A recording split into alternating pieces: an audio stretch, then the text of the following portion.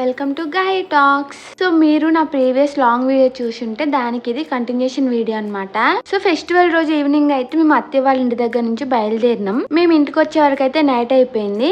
ఇంకా వీడియో ఏం షూట్ చేసుకోలేదు. ఇదైతే నెక్స్ట్ డే మార్నింగ్, అంటే కన్మ రోజు మార్నింగ్ అనమాట. మీరు నా షార్ట్ వీడియోస్ చూసుంటే అందులో ఆల్రెడీ నేను చెప్పిన కన్మకి మా సైడ్ అయితే ఇట్లా రథం ముగ్గు వేస్తారని.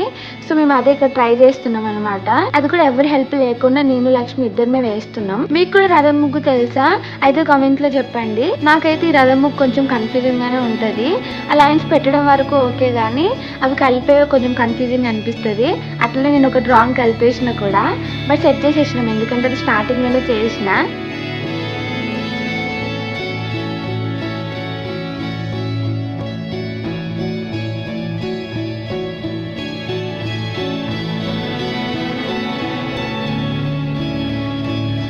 ఇంకా మేము ముగ్గేస్తూ ఉంటే మధ్యలో మంకి కూడా వచ్చింది హెల్ప్ చేయడానికి అనుకుంటా. ఇంకా మా డాడీ అని లక్ష్మి అయితే గాయి టాక్స్ అని ఇట్లా ప్లే బటన్ తో రాద్దామని చెప్పిండ్రు. ఇంకా సరే అని లక్ష్మి అయితే స్టార్ట్ చేసింది అండ్ చాలా మంచిగా వేసింది. ఇవన్నీ అయితే ఉంటే మా డాడీ ఏమన్నాడంటే చికెన్ బిర్యానీ చెయ్యమ్మా అందరు ఉన్నారు కదా అన్నాడు, చాలా రోజులు అయిందని. ఇంకా డాడీ అడిగినాక నో అనలేం కదా, సరే అని చెప్పిన. ఇంకా నేను సరే అనడమే లేట్. ఇంట్లో బౌల్స్ చిన్నగా ఉన్నాయి కదా సరిపోవని చెప్పి పెద్ద బౌల్ కోసం డాడీ అండ్ బాప అయితే ఇబ్రహీంపట్నం పోయిండ్రు. ఇంకా నేనైతే అల్యూమినియం అసలు యూజ్ చేయడం మానేసిన అండ్ ఇంట్లో కూడా యూజ్ చేయనివ్వట్లేదు. అందుకని అల్యూమినియం కాకుండా స్టీల్ బౌల్ తీసుకొని రమ్మన్నా. ఇంకా స్టీల్ బౌల్ అంత ఈజీగా దొరకదు కదా, దొరికిన కాస్ట్ ఎక్కువ. బట్ నేను చెప్పినా అని చెప్పి చాలా వెతికి స్టీల్ బౌలే తీసుకొని వచ్చిండ్రు. ఇంకా కట్టెల పొయ్యి కూడా బయటనే అరేంజ్ చేస్తున్నారు, ఇంట్లో కాకుండా బయట ఉండుదామని. సో అట్లయితే బౌల్ ఖరాబ్ అవుతుంది అని చెప్పి బాప ఇక్కడ మట్టి రాస్తుంది. అట్లయితే కట్టెల బొగ్గు అంత ఈజీగా అంటుకోదు, అంటుకున్న కూడా ఈజీగా పోతుంది అని. అండ్ తర్వాత బొట్లు కూడా పెడుతున్నాం, కొత్త బౌల్ కదా.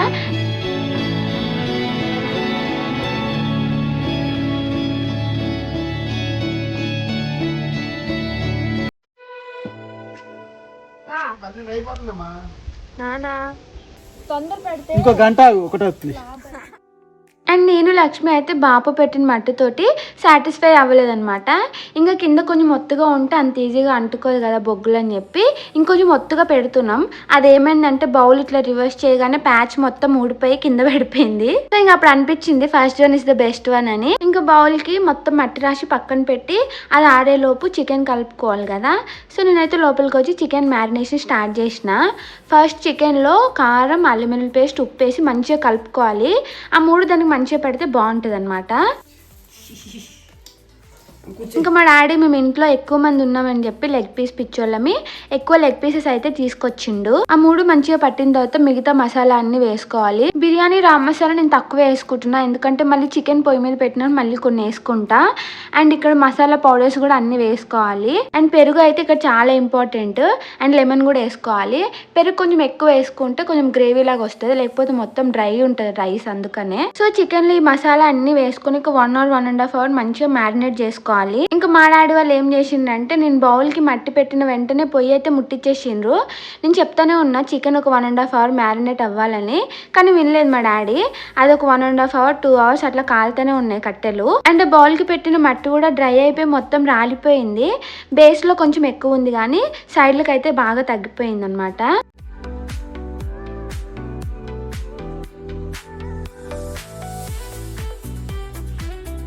సో మాకు బయట వండడం అనేది అంత నెససరీ కాకుండా ఆ రోజు కొంచెం ఇబ్బంది అయినా ఇంట్లో అయిపోతుంది, కానీ బయట వండుకుంటే హ్యాపీనెస్ వేరు. ఎందుకంటే అందరూ పార్టిసిపేట్ చేస్తారు, ఒక క్వాలిటీ టైం స్పెండ్ చేయొచ్చు అనిపించింది, అందుకే ఇట్లా ప్లాన్ చేసినాం. సో మనం చికెన్ మ్యారినేషన్ చేసుకున్న తర్వాత ఆనియన్స్ ని స్లైసెస్ లాగా కట్ చేసి డీప్ ఫ్రై చేసుకోవాలి బిర్యానీలోకి వాడడానికి. ఆ డీప్ ఫ్రై చేసిన ఆయిల్ ని మేము ఇక్కడ బౌల్లో వేసుకుంటున్నాం. ఆ ఆయిల్లో షాజీరా వేసుకోవాలి, తర్వాత బిర్యానీ మసాలా కూడా వేసుకోవాలి. అవే ఆకు, దాల్చిన చెక్క, లవంగాలు, ఇలాచి అండ్ స్టార్ అనీస్ ఉంటది కదా అది కూడా. ఇవన్నీ మనం క్వాంటిటీని తగ్గ వేసుకోవాలి, ఎక్కువ వేసుకుంటే మంచిగా ఉండదు.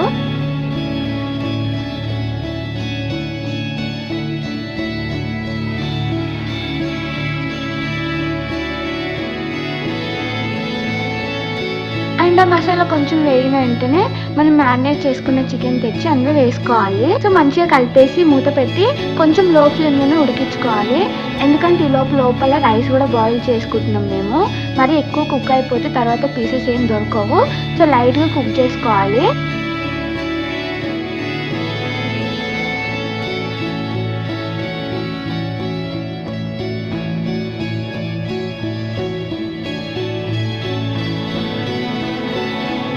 చెప్పిన కదా లోపల రైస్ బాయిల్ చేస్తున్నా అని.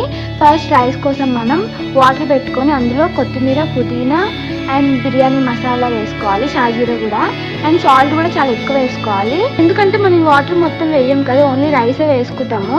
ఇక్కడ వాటర్ సీ వాటర్ లాగా ఉంటే రైస్ నార్మల్ గా ఉంటుంది.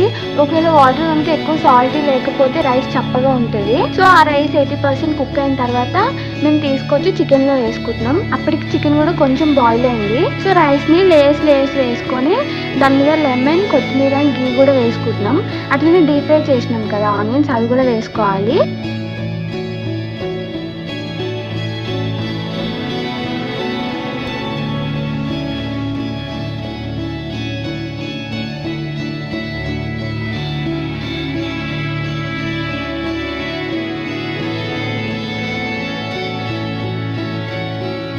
అట్లా మొత్తం లేయర్స్ వేసుకున్న తర్వాత రైస్ కి దమ్ పెట్టేసి ఒక 1 అవర్ మంచిగా కుక్ అవనివ్వాలి. ఇక్కడ ఆల్రెడీ చికెన్ కూడా కొంచెం బాయిల్ అయింది కాబట్టి 1 అవర్ కాకుండా 50 మినిట్స్ అయినా సరిపోతుంది. మేమైతే 50 మినిట్స్ కే బంద్ చేసేసినాం. మేము ఏం చేస్తున్నామంటే రైస్ బాయిల్ చేసిన వాటర్ ఉంది కదా, అవి మేము తాగుతున్నాం. ఇప్పుడే కాదు, ప్రతిసారి మేము ఇట్లనే తాగుతాం. అందులో పుదీనా, కొత్తిమీర అండ్ బిర్యానీ రా మసాలా కూడా వేసి ఉంటాం కదా, వేడివేడిగా తాగితే చాలా మంచిగా ఉంటది. మీరు కూడా ట్రై చేయండి. ఒకవేళ ఆల్రెడీ ట్రై చేసి ఉంటే కామెంట్ లో చెప్పండి. మంచిగా బిర్యానీ కుక్ అవుతూ ఉంటే మేమైతే ఇట్లా రైస్ వాటర్ ని గ్లాసులలో పోసుకొని ఎంజాయ్ చేసుకుంటూ తాగినాం.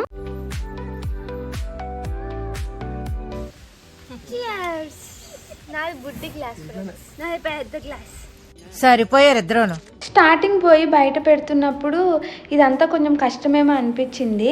కొంచెం కష్టమైనా కూడా ఎండుకు వచ్చే వరకు మాకైతే వర్త్ అనిపించింది. మంచిగా అన్ని ముచ్చట్లు చెప్పుకుంటూ మంచిగా టైం అయితే స్పెండ్ చేసినాం.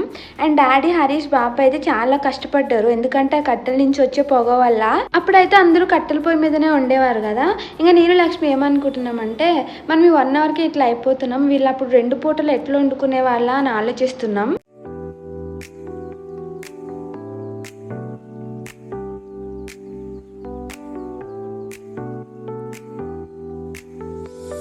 సో బిర్యానీ కుక్ అవుతూ ఉంటే బాప అయితే ఒకసారి మూత తీసి కలిపిందనమాట. స్టీల్ బౌల్ కదా, కొంచెం కింద అంటుకుంటుందని. సో స్టీల్ వెజల్స్ తో కొంచెం కష్టమైనా కూడా హెల్త్ కి ఎట్లాంటి ఇంపాక్ట్ ఉండదు కాబట్టి అవి యూజ్ చేస్తేనే బెటర్ అని మేము అనుకుంటున్నాం. మా ఇంట్లో అయితే ఒక్క నాన్ స్టిక్ అండ్ అల్యూమినియం కూడా ఉండవు.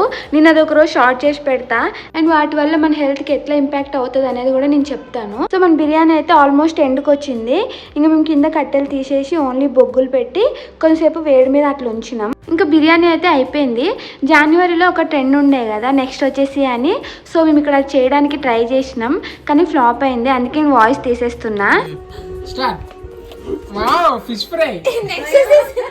అండ్ ఆ రోజు మా ఇంట్లో స్పెషల్స్ ఏంటి అనేది చూపిస్తున్నా, చూసేయండి.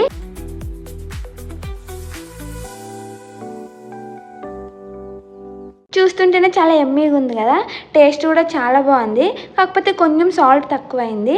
ఇంకా మా ఇంట్లో అయితే నా బిర్యానీ అందరికీ నచ్చుతుంది. ఇంకా తినేసి రెస్ట్ తీసుకొని మేమైతే బయటకు పోయినాం. అది నేను నెక్స్ట్ వీడియోలో పెడతా. Thank you for watching full video. మీకు ఈ వీడియో నచ్చితే లైక్ చేయండి, షేర్ చేయండి, సబ్స్క్రైబ్ చేయండి. Okay, bye.